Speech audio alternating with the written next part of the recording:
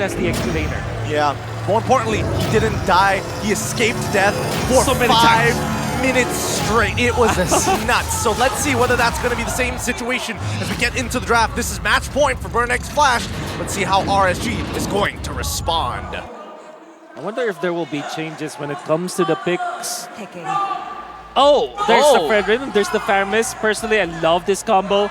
But then again, you have 1-1 end, as well as these Novaria. RSG are getting the top-tier heroes. I mean, this is a top-tier hero, but how exactly are they going to maneuver, right? They've got the Wan. They've already got Roy's signature. He's been doing such a phenomenal job on this Novaria, and I love the response from Burnex Flash, right? Have the Claw to jump into that backline, really start chunking down the Novaria, and more importantly, the Farmers. Even if the Call Altar isn't going to be the most effective in the world, at least you could save a couple of members. Yeah. Oh, okay, the Fredrin Faramis, one of my favorites. Very much when it comes to, it's a totally like a OB-esque kind of strategy wherein you just literally try to engage all the time. And typically the answer to that is the Benedetta. Interesting. Wow. We're reverting. Wow. To game number 1. Yeah, we're going back to what RSG is comfortable with. And I get it, I understand the sentiments here. Coach Kuja doesn't want to force anything that they're not ready to bring out yet. Right. And now you can see here, what is the cute one willing to play here? How do they go through? Would a Lolita look good here? Lolita is going to be the I would say the only answer that will be left for RSG, but it might be banned out. You see Franco, you heard that was a Franco ban, yes. Which means that they're now eyeing for Roam bans coming up from Burnex Flash, and Lolita will definitely be next because it's the only thing that will stop this Claude from being a menace. I mean, we say that, but then there's also Minotaur as well as Grok as well, and I mean, it really depends on what flavor that they want and what interactions they want to achieve. Okay, so far, just looking back at the group stage, Minotaur into Faramis is actually pretty decent. Yeah. Extremely decent in a matter of fact. And let's not forget that this Fredrin may not necessarily go into the jungle, right? For all we know, we could get potentially even a Grok to go in towards that side lane and maybe show up to try and punish. Oh, Kufra. Well, it's Solution Special. Yes. It's Solution Special. So the Q one. Okay. I haven't seen Cho onto Lucian QD for a long time. I do want to see a little bit more of that pick off, especially since they would want to open up the maps a little bit more and try to take dominance of the river line. Oh, so that's the Minotaur. You don't want it to be picked up by Burnex Flash as well, so that's why they pick it up as for now. A good call. A very good call. But maybe that's why they banned out the Kufra, because they want Lolita for themselves. It was either or Minotaur or the Lolita. So I don't know, maybe Burnex Flash might go for it. It's a little tough to say because it is Wan. Oh! Natalia! It's a D7 special as well. It is. And it's a debut pick here in MSC 2023. And the answer. Okay, it's going to be Alpha. All right, so the Alpha jungle is there to answer the Arlott and the Fredrin. Yep. But is the CC enough to kind of stop and dilute the extra life that Cult Altar gives? And let's not forget that Natalia can punish the Alpha in the jungle itself, because generally he has to try and sustain the damage, but if he silences it, he gets one shot, how does he really get ahead? This is going to be difficult. So that kind of means that this Minotaur will have to carry most of the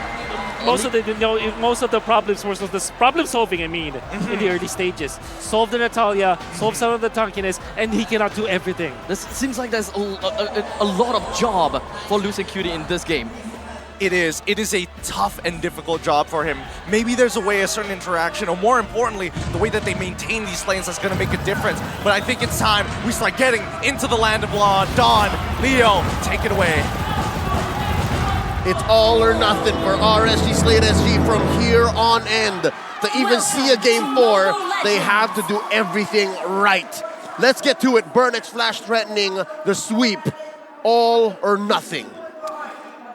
Both sides of the team are starting off at the orange buff. A little bit different from what I would expect, thinking that Alpha will start at the orange or at the purple buff in order to choose for them to actually apply a little bit more pressure at the end of bring down the orange and the purple so that they can help to go late. That's what I thought. But wait, it looks like there's the answer here. A pull onto Diablo. Interesting. I wonder if they got what they wanted out of that rotation. Yeah, it's weird. But then again, it's always the question of where will you first rotate if you're the Natalia?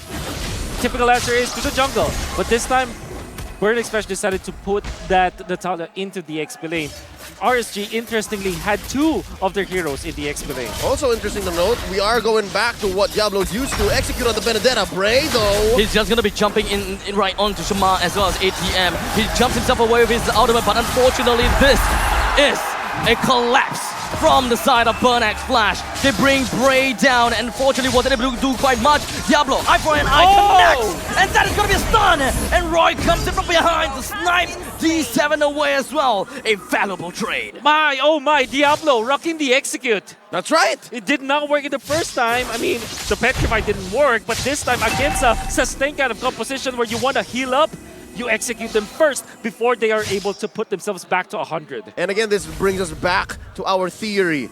Going into the draft, going into Game 3, Coach Kuja allowing RSGSG to play what they know, to play within that space, to try and claw themselves back into a possible reverse sweep. First turtle spawned here. RSGSG, a small lead, about 400 gold. Brave first to the scene.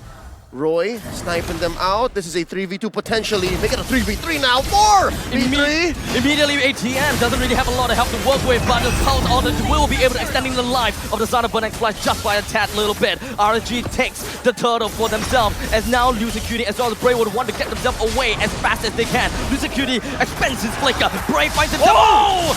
A very important life steal, but it doesn't seem like he will be able to keep himself long enough. As now ATM with the final slash pulls Lucicutie deeper into their own jungles. He's not able to bring him down though. Diablo continues his onslaught on ATM, and he successfully brings him down. That's the unbending will doing work. The less life you have, the more damage you deal. But D7 knew, D7 understood, and he said, you are never safe as long as I'm around. Natalia enters the Land of Dawn as she debuts in MSC 2023 and then gets a kill onto Diablo, a very important one. This is so trippy. This game is so trippy because this is the only game where you are going to see 2 executes in the modern meta that we have right now. And I'm happy that It's good. happened. I like it. The fact that team fights and bodies may drop in a flash, all puns intended, makes for amazing swingy team fights. So yeah, the margin of error has not only shrank for RSGSG, but allowed Burnax Flash to be more creative. I'm not so sure if this is how you want to approach a possible sweep. RSG seems as though they're trying to get a lot of fight in the southern side of the map. They do not want to, find too many different variables over to the top side. They want to leave 1-1 and Claude alone. In the meantime, just bolstering their jungler, or perhaps bolstering Diablo. In the past 4 minutes, it has been a very quiet gold lane. Now, here in mid, you see Cat. Oh, catches a little bit from Roy. Yep. An interesting bush that D7 kept there. Interesting. I wonder what he was planning. Yeah. Call it the Crammer's bush because the Crammer is there. Okay, so now that we have a little bit of a downtime, I want to say that the engage comp coming out from the side of Burnax Flash, even when they have the Natalia, the 4 other members can engage as 4. And that will mean that we are waiting for a timing, which typically happens at 9 minutes for Burnax Flash. Here we go. The jump in. That's Spear Valve started up. And of course, with the Minoan's Fury, Minoan's Rage just going to be popping right up. T7 to get the kill down onto Roy. And Diablo was hoping to be able to get away from the hands of ATM, but let's be honest here, the amount of dash is just a little bit too much as D7 comes in to pincer maneuver. A clear win for the hometown heroes in Burnax Flash. Up ahead now by about 700 gold. Yeah. It was funny, I just said that it will be a 4-man engage, and indeed it was. They utilized all their members, but my oh my, D7 had a great shot at Novaria. He waited for the Astral Recall to end before he went in, and he has a one-shot potential because of the execute. You saw how big of a problem that was. Maybe this is a time where we find out a weakness for the Novaria. And that's the story of Game 1 even, Game 2 rather, given the fact that there was so much space played with, there was so much of a threat of a backline push, and who'd have thought they would come from a roamer this time around in D7. Watch where he is right now, threading the needle here, playing around the river. I really thought that there would be a lot more emphasis from Natalia onto the 1-1, but perhaps because of all of the team fights that is happening in the southern side of the map, Natalia is pretty much forced to be present in all of these fights, keeping 1-1 in an even lane against Donuts. And they're trying to equalize that back. Here's a jump. Doesn't seem like Zcat's gonna go down anytime soon, as they do have the Cult Altar. Donut actually got clipped by the Astrosphere. But Donut, he tried to go in to clear things out a little bit, but he gotta have to go home. Okay, so between the Cult Altar and of course, wait, in mid, Diablo lives. All right, I was gonna say, despite there being executes and the Cult Altar, the motivational roar, the Spear of Alpha from Bray, there's gonna be a lot of nothing team fights here. There's gonna be a lot of like, oh, in, okay, we're gonna go out, go back. I wonder what that spells out for the gold laners, since both of them wanna get to that mid power spike. I think it's great for, that's how you want to play if you're playing the Claw. You want the extended team fights. But when it comes to the 1-1, the fact that you're not eliminating members, it means that your ultimate will not transfer from one to the other. That's really the reason why Paramis is a good hero to kind of counter the 1-1, because it doesn't allow your teammates to be killed during that state. So what I'm trying to say here is the Cult Altar and the 1-1 timing is very crucial. Oh, here's a pull coming in from Chama. It's for Burnex Flash, all of them to take. It doesn't seem like the Minotaur is gonna be anywhere here. And now we do have Shama that takes down the turtle. Diablo finds himself under the threat of ATM, and D7 came in from behind, punishes both Roy and Diablo. Suddenly, a quick take from the turtle leads into 2 kills, and now we are living in Burnex Flash country, quite literally, and also in-game, but there is a trade. Okay, able to push up top. Yep. Where else can they find a trade? Because suddenly, you can see now Chama is also going ahead. Yeah, the purple. Committing right that purple here. Oh, they took the purple, and this is already very bad for Gray. Surely that the takedown on the third up top is great when it comes to the economy of RSG, but now they're finding a lot of problems dealing with the composition of Burnex Flash. At this point, Roy, I think he needs maybe some leg plates, or maybe Dreadnought armor, or maybe a full Anticuras, because my D7 is gonna keep on hounding this Novaria. He needs a pair of pants. He needs a pair of pants. That's safe to say. And now, even Lucian Curie feeling the wrath of all this physical damage from Burnex Flash. He's angry! Minoan's rage down on the 2 members, but the Cult Altar will be able to keep them alive for a little while longer as Donut jumps himself over to the back lines with the BMI, but it doesn't seem like we'll be able to do quite much there. Most of the members from the side of RSG were on a sliver, and they are barely alive, but they will be able to recall back home. And this would be big as important final slash from ATM. He's still gonna be relentless. He still wants to continue, but I don't think that he will be able to stretch it any longer. That was a very expensive shutdown on a D7, but just the same, Burnex Flash kept them hostage. They put them right where they wanted them. All this while, Donut was pushing up top, and now the map is slowly turning blue. That is the upper quarter, all belonging to Kamai. Zcat with the plays, actually. He baited Oki so much, and Oki had to commit. When he jumped in, the final splash was really off cooldown coming up from ATM. I would say Burnex Flash, their chemistry is just way too good. Not just their communications as well. They're playing the map to a point where in RSGSG are getting overloaded. Here they're making play for the Lord.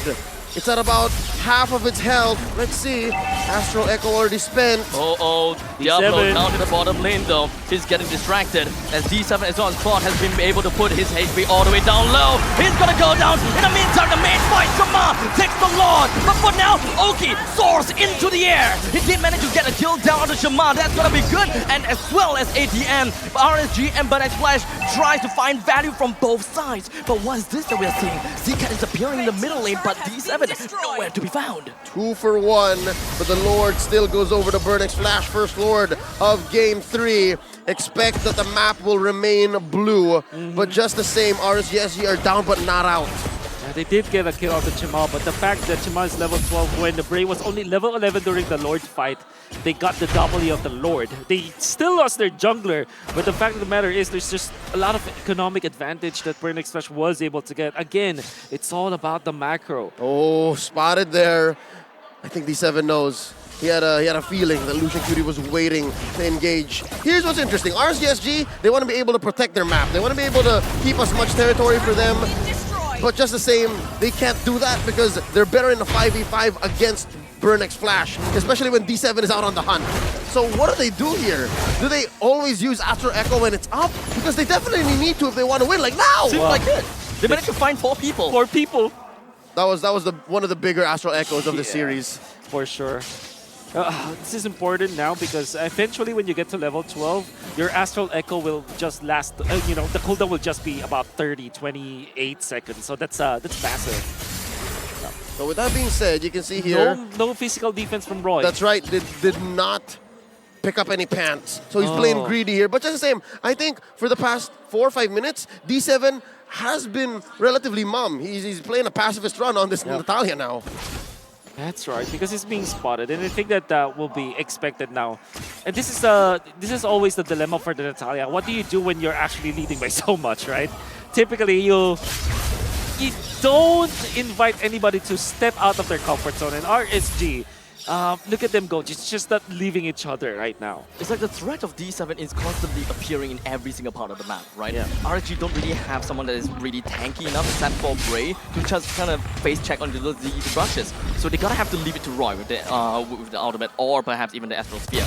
Yeah, not just. Even Lucian Curie's afraid to face check into a bush that has Natalia. Because, yeah, you are a Minotaur, but the silence is key. The fact that you can't answer back as quickly with a motivational roar, nor a Minoan's Fury, despite its buff recently, it's not as easy to say. So, again, RSG, SG here, they understand that the margin of error is so small for them. And now Burnex Flash, I'm waiting for them to step on the clutch. I'm waiting for them to say, you know what, it's time. We have to be aggressive. What timers are we looking at? Level 12 for Roy. Oh, he's still not quite there yet. Yep. Very important to get that ultimate. Level 3 ultimate.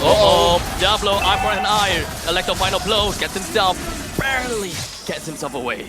And that came at a very small cost for Burnex Flash. Not many ults spent. Yeah.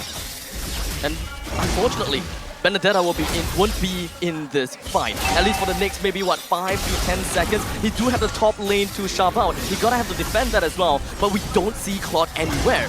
Yep. Now Chama looking for the pull. Lucian Cutie standing their ground after Echo. This one's a good one. They see a lot of members from Burnex Flash. The big man, Roy, goes down. And now the rest of the members from the side of Burnex Flash understand that they do have the number priority. They're just going to be jumping right in, brings on the board. And 3 men down from the side of RSG. Okay, the last member remaining down in the bottom side. And it's going to be left with Diablo to try to defend it all. Again, we were taught about the fact that you only need some pants. Just a little bit of physical defense coming out from Roy, and you saw what happened. 100 to 0 in a fraction of a second onto a Novaria, a very important hero for the side of RSG. D7 showing complete respect and patience in the situation. He understood that I only need to find Roy, and if I do, this could be it. Lord crashing through top lane, already penetrated. Burnex Flash knocking down RSG SG's door. They're already inside their base. D7 taking care of a wave down bottom, and look how deep Diablo is cutting in mid. Burnex Flash has smelled fresh blood, and they are ready for the hunt. They are gonna chow down like a hungry toddler, and they will do whatever that they can to bring RSG SLATE SG down. But what exactly is gonna be the start of the fight? That is, as IATM goes in for the final flash onto Lucian Cutie, brings him out, but he managed to flicker right back home. The Singaporean overlords, the champions of MPL SG Season 5, still breathing, still here, successfully defends. Now Roy hit that threshold. Faster release on the Astral Echo, but to what extent, given that they can barely leave their base? Yeah, I'm just looking through all of the items of the members of RSG. You can see all of them have some semblance of a physical defense. You can see, for example, there's Hiras and some pants for Diablo, and you have the brute force breastplate, and this is expected for the alpha, and the entirety of their squad will have physical defense except an important hero. I think that somebody has to call that from RSG. Roy. You cannot rely on the fact that D7 will be spotted out. You see 3 big team fights that didn't have the Novaria for RSG. Oh, Roy, get some pants on. Even Lucian Curie's got some pants on. Exactly. At some point, he was sitting on so much leather jerkin. Yes, how much leather jerkin you want, Lucian? Yes! That's a problem. All And the right. fact that there is also Donut, right, that also deals physical damage. I think that the understanding coming out from RSG SLATE. Yeah, and Seacat out. isn't even a real damage dealer. Oh no, but El Diablo! He managed to get away, no problem. But ATM wants to come in from behind, and Lucian immediately knocks ATM up. As long as no one gives him the proxy to keep on with the dash, he was gonna be A-okay. Diablo wants to run away, but Lucian Cutie, he goes down to the hands of Bernard's Flash. And that is the Lord popping out in 20 seconds. This is crucial. The back-to-back Khmer champions are using the most of this 9K gold lead. They understood that if we split up RSGSG for just maybe a second or two, there would be a huge advantage for us. We outman them, we outgun them, and we take down who we can. Lucian Cutie being absent from this Lord take is going to be crucial. Not even a thought of a contest here coming in from RSGSG. Unless, is that enough for a snipe, can they? No, they're going to blitz it. It's a blitz. Nope. Immediately. I love this decision coming out from Bernix Flash. They No really questions are. They are going for the head now, as the expression would say. They will definitely be coming through. And look at that D7 What? stealing that purple. Dude, even D7, that's a roamer. That's it's a a roamer roamer. stealing away your buff. RSG is just losing control in the entire part of the map, and the only place that they can go is within their own home. But Lord marches in the top side, ready to pillage everything that RSGSG loves. What can they possibly do here? One thing is stay inside your base, play in your base. Yeah. And now I'm hoping that Roy is ready to rumble and that he has all the items that he needs, at least to clear the waves. Because, man, given the single target nature of a majority of the heroes from RSGSG, their wave clear isn't the best. And now the end may be nigh unless the Raiders have something to say about it. Look at this Lord up top and a mid-wave coming crashing through. Seacat AP not looking very well though, but he will definitely want to start with the Shadow Stampede. The rest of the members from the side of Bernard Flash just going to be holding on behind. The final slash did connect, but not quite much. Roy almost with the smack down on ATM. They just want to look for a small little big play from their own side. They want to clip someone on the side of Bernard Flash, and only then when they find themselves that edge, they will jump in. Mad respect, RSGSG. Understood the dynamics of that defense. So close call there, sniping from Roy. A successful defense, yeah, they lose their mid inhibitor. They lose top lane inhibitor as well, but they still have one more in bottom. Yeah. So yeah, I expect sudden crashing through these odd angles in their own jungle. So maybe now, with these items that they have, they can play around. What's the item game looking like? Seems like still full damage from Roy. Very important that he... I guess the decision is, okay, I get one shot by D7, I don't care anymore. I one-shot people too. By the way, Diablo played the defense so well. The usage of the eye for an eye was actually perfect when they tried to go for him. And he managed to stay alive in those defenses. I think the general game plan here from the side of RSG is just no. try to play safe. But unfortunately, that doesn't look safe for me at all. As we have Bray taken down, coincide with the life or timer of the Lord. Oh no, 40 seconds without Bray. Not even thinking about the Lord take, just his presence on the map, his contributions to clearing the waves. That was a flub, definitely from RSG. It's gonna be bad. Even Diablo is not the last thing when it comes to the damage output of D7. Now rocking a Blade of Despair, by the way. That's how rich he is. I feel that the win condition from the side of RSG is kind of like switched over to the side of Roy. He want to get a little bit greedy and play in a very safe place. As long as he clips someone with his Astral Spear, then RSG jumps in. 4v5, they want to look for that numbers advantage. Something tells me RSGSG are also looking to isolate D7. If they can pick off D7, go from there, play the 5-man rotation, win off of that. That's one way to go, but this Lord, as the saying goes, forget about it. Yeah. I'll try to defend once again.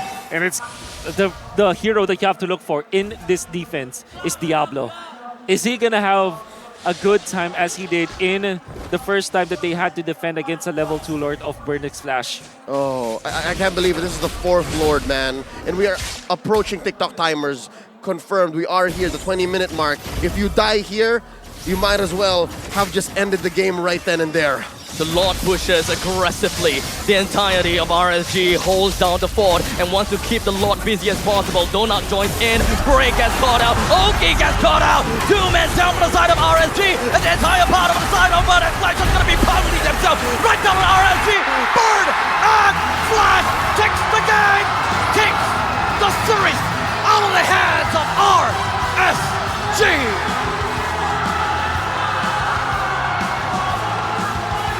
The first elimination of MSC 2023 comes at the hands of the Kamai champions. Burn X Flash made sure that we heard GGRSG for the last time. You ban Diablo's heroes and you win a series. 3 games. They did not let Diablo play a game that he wanted to. They shut down Oki as well as Lucian. They studied the draft, they have prepared for this, and they played so well. Their macro is off the charts. Burn Express are very fluid, definitely deserving to get the win over RSG SG. It is unfortunate for RSG SG. The amount of respect that Burn X Flash gave over to RSG is great. Let's throw it over to the stage and hear from our winners. អបអរសាទរដល់ Burn X Flash មួយទៀតបាទវ៉ាវឥឡូវនេះជាពេលវេលាមួយដែលយើងទន្ទឹងរង់ចាំយើងដឹងហើយថាតើការប្រកួតមួយនេះនឹងទៅជាយ៉ាងណាអូឥឡូវនេះយើងឃើញថា fan របស់ Burn X Flash ច្រើនមែនតើហើយស្ទើរតែពេញមួយហលតែម្ដងនេះគឺជាអ្វីដែលយើងទន្ទឹងរង់ចាំហើយឥឡូវនេះក៏យើងនឹងទទួលបានដូចគ្នាដែរសូម Who I Burn X Flash មួយទៀតបាទ Wow I love it អញ្ចឹងឥឡូវនេះយើងឃើញហើយថា fan របស់ Burn X Flash ច្រើនមែនទែនហើយពិតជាសប្បាយចិត្តមែនទែនក្នុងការទទួលបាននៅជ័យលាភីមួយនេះអញ្ចឹងយើងចង់នឹងថាតើ Burn X Flash ខ្លួនឯងផ្ទាល់មានអារម្មណ៍យ៉ាងម៉េចដែរ Okay now I'm gonna pass this to Mara on stage Congratulations Burn X Flash with a sweep! That was such a phenomenal game. Now I want to ask you first, D7, did you know from the very start, did you have a feeling that you were going to sweep the opponent 3-0? Yes, but my plan, I think it's just 3 or 1, but it's smooth like 3-0 like that. Okay គាត់គិតថាមុនដំបូងគាត់អត់នឹកស្មានថាគាត់នឹងអាចយកឈ្នះនៅសិង្ហបុរី 3-0 បែបនេះទេគាត់គិតត្រឹមថាអាចនឹង 1-2 ឬមួយក៏ 3 សុំទៅ 1-2 ប៉ុណ្ណឹងប៉ុន្តែឥឡូវនេះគឺ 3-0 តែម្ដងបាទពិតជាអស្ចារ្យមែនទែន Good prediction. He knew from the start it was going to be a sweep. At worst case scenario, it's 3-1. But let's talk about that Natalia pick in game number 3. That was a surprise pick, and I don't know if you heard, but when you picked Natalia, everybody in the crowd was cheering. So let's talk about that Natalia pick in game 3. Why did you choose that? We picked Natalia because this is our plan for bet Novria. It's okay. Okay គាត់និយាយថាហេតុអីបានជាសំណួរសួរថាហេតុអីបានជាគាត់ pick Natalia នៅក្នុងការលេងនៅក្នុង game ទី 3 នេះហើយគាត់បានលើកឡើងថានេះគឺជាគម្រោងការរបស់គាត់ដែលគាត់នឹងសម្រេចចិត្តក្នុងការ pick យក Natalia នៅក្នុងការលេងសម្រាប់ game ទី 3 នេះហើយឥឡូវនេះគឺទទួលបានជ័យជំនះហើយបាទ And that was a very good choice because that countered a lot of the opponent's hero. Now let's talk to somebody familiar. Donut! Donut, hey! Uy, galing mo ah. Galing! Okay. Basically, you have a new journey here with Burn X Flash. Let's talk about your journey and how are you liking it so far? Especially how far you've gone. Talk about that. My journey in Burn X Flash is really fun, especially they're like my second family and feels like I'm in home. So yeah, they're fun to hang out with. So yeah. Okay. So the question គាត់បានសួរថាតើឥឡូវនេះគឺ Donut គាត់បានចូលរួមជាមួយនឹង Burn X Flash នៅក្នុងប្រទេសកម្ពុជារបស់យើងនៅក្នុងការប្រកួតនៅ game មួយនេះថាតើ journey គាត់ដំណើរជីវិតរបស់គាត់នៅក្នុងប្រទេសកម្ពុជាយ៉ាងម៉េចដែរគាត់ថាប្រទេសកម្ពុជារបស់យើងពិតជាល្អមែនទែន team ក៏ល្អ team ពិតជារួសរាយរាក់ទាក់ហើយគាត់មានអារម្មណ៍ថាគាត់ដូចជាបាននៅក្នុងប្រទេសគាត់ផ្ទាល់តែម្ដងអញ្ចឹងគាត់ស្រឡាញ់ជាមួយនឹង team មួយនេះមែនទែនបាទ You're fitting really well here, Donut. I'm really proud of you. Now, Chima, okay, you and I have the same name, is that right? Yeah. That's your family name. Yeah. So we have something in common. Yeah. Now, Yeah. you're gonna have a really tough match for the next round. You're going to be facing either Blacklist International or FIMP. If you could choose, who would you rather face? Yes, of course, Blacklist. They're gonna win anyway. Blacklist. Wow, Blacklist. And why is that? Most people would be scared to face them, seeing as they were once world champion. Why Blacklist? Why did you choose that? Because I think the next match they're gonna win anyway. If I choose FIMP, it's always Blacklist. Blacklist gonna win. So you're cheering? You think they're gonna win anyway? អូខេសំណួរសួរថាហេតុអីបានជាគាត់ជ្រើសរើសយកតើនៅពេលបើសិនជាគាត់ឈ្នះឥឡូវនេះគាត់នឹងយក Blacklist ឬមួយក៏ FIMP គាត់និយាយ MP គាត់និយាយថាគាត់នឹងជ្រើសរើសយក Blacklist ព្រោះគាត់ដឹងថាទោះបីជាយ៉ាងណាក៏ដោយក៏គាត់ Blacklist នៅតែឈ្នះដែរប៉ុន្តែសុខចិត្តថាបើសិនជាចាញ់នៅក្រោមដៃអ្នកដែលមានឥទ្ធិពលខ្លាំងហ្មងបាទ I love how confident he is. Now, last time you said a few words to your opponent when you eliminated them. Now this time for RSG, is there something that you want to say to them? For RSG, nah. They are my friend. RSG, Diablo, GG bro. អូខេនិយាយទៅមានអ្នកបោះពីយ៉ុងឲ្យទៀតមកណាបោះពីយ៉ុងឲ្យថា safe fly ត្រឡប់ទៅវិញអញ្ចឹងណាប៉ុន្តែ actually គាត់អត់ទេគឺគាត់ល្អណាស់អញ្ចឹងគាត់និយាយរបៀបបែបមិត្តភាពថាបែបល្អ yes nice ព្រោះនេះគឺជាការប្រកួតប្រជែងហើយយើងក៏មិនដឹងថាតើអ្នកណាមួយនឹងឈ្នះអ្នកណាមួយនឹងចាញ់ដែរឈ្នះក៏ដោយចាញ់ក៏ដោយពួកយើងស្ទើរតែបានបញ្ចេញនៅអស់សមត្ថភាពដែរបាទ And now it's time to reveal the MVP of this match. Who do you guys think it is? អ្នកណាគេដែរ A lot of people. We're hearing Shema, we're hearing D7. Okay, now let's reveal the MVP of today. Let's take a look. Congratulations. D7! D7! How do you feel about being the MVP? You were the key to today's win. Go ahead, talk about your feeling. Did you expect that you were going to be MVP? I think all MVP is just my teammate. All because we talk this today, we communicate so good. Today you communicated really well. Yes. So you credit this to your team. Yes. Oh, that's really nice. គាត់គិតថាគាត់មិនគិតថាគាត់នឹងទទួលបាន MVP ទេប៉ុន្តែដោយសារតែគាត់ដឹងថានេះគឺជា team ទាំងមូលតែម្ដងព្រោះអីដោយសារតែគាត់មិនមែនលេងតែម្នាក់ឯងគាត់គិតថាចំណែករបស់គាត់ដែលទទួលបាននេះគឺជាចំណែករបស់ក្រុមការងាររបស់គាត់ទាំងអស់អញ្ចឹង shout out ទៅ team Burn X Flash មួយមក Cambodia, once again, let's make some noise for your home team, Burn X Flash. And now it's time to break it down for you. So we're gonna go back to our casters. Casters, let's see the word. GG, well played. Burn X Flash moves on to the next round, but we must say goodbye to our Singaporean boys here. RSG played a strong game 1 as well as a game 2, but right at the very end here at game 3, it all came down to a fight. How brutal was it? As we look at our MVP one more time, D7, what a standout. The communication, and of course, on a Natalia. It was definitely brutal. The way that you saw D7 just one-shot the squishy members on the side of RSG. And they said it even. Like, it was the counter to the Novaria. And we look that way.